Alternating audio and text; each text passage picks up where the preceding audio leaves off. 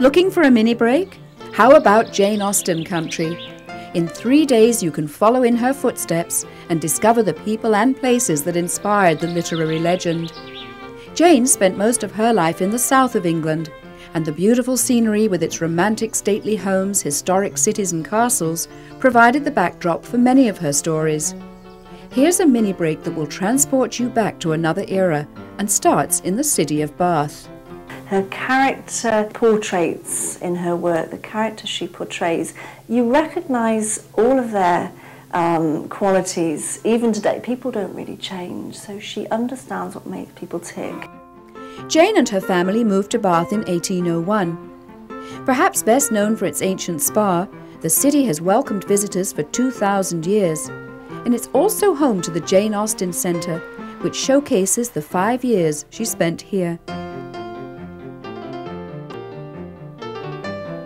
The lovely thing about Bath today is that all the places that she wrote about are still here in Bath to be seen, and I mean places like the Pump Rooms.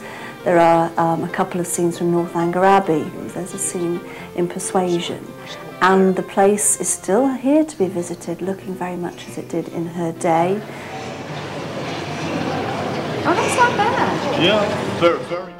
Of course, the most important place of socialising in Jane Austen's time would have been the assembly rooms, where they would hold the ball. It did suffer some damage in the war, but it's now been restored to look exactly as it did when it was built in 1771. This World Heritage City is full of history. To put it all in perspective, stand at the top of Beechin Cliff.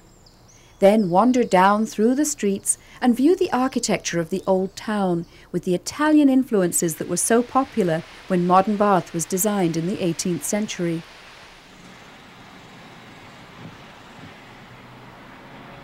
Walking tours take in the places where Jane Austen lived, where she would have shopped and where she visited.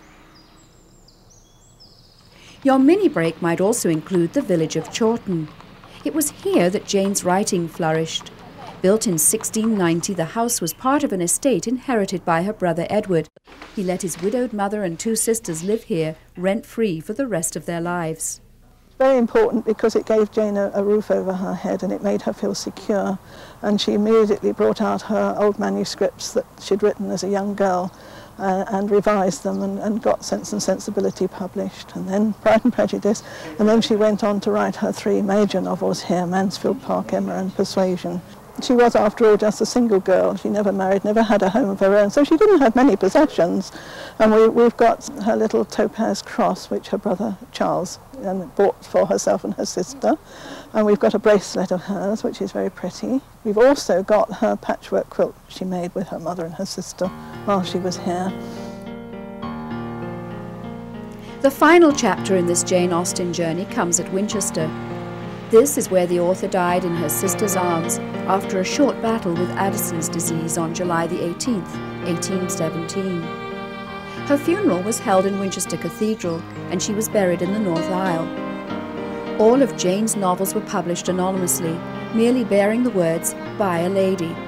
Even the inscription on her tomb makes no mention of her talents as writer, but instead describes the benevolence of her heart, the sweetness of her temper.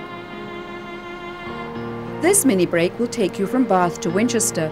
It's a great last-minute getaway, but if you prefer to make arrangements in advance, visit our website for information on museum hours and local accommodation.